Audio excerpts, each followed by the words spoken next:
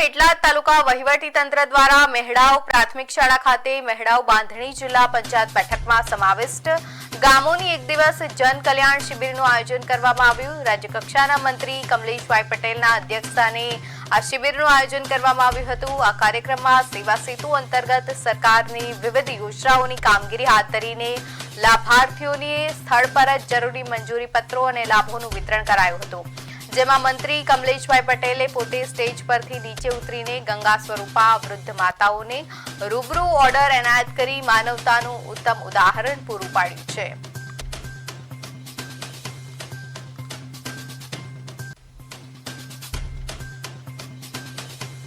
આદરણીય યશસ્વી તેજસ્વી તપસ્વી પ્રધાનમંત્રી નરેન્દ્રભાઈ મોદી સાહેબના સુશાસન વિકાસ વિરાસતના જે અને વિશ્વાસના 12 વર્ષનું જે શાસન છે એ શાસનને અનુલક્ષીને આજરોજ મહેરાવ મુકામે મહેરાવ જિલ્લા પંચાયત અને બાંધણી જિલ્લા પંચાયતની જનકલ્યાણ શિબિર અને સેવા સીટોનો સુભગ સમન્વયનું આયોજન થયું છે। ત્યારે આજરોજ પ્રધાનમંત્રીનું સપનાનું ભારતનું નિર્માણ થાય, અંત્યોદયની ચિંતા થાય, જન જન સુધી સરકારની અનેકવિધ યોજનાઓનો લાભ મળે, એને અનુલક્ષીને આજે મહેરાવ મુકામે પેટલાદ વહીવટીતંત્ર દ્વારા સરસ મજાના કેમ્પનું આયોજન કરવામાં આવ્યું છે।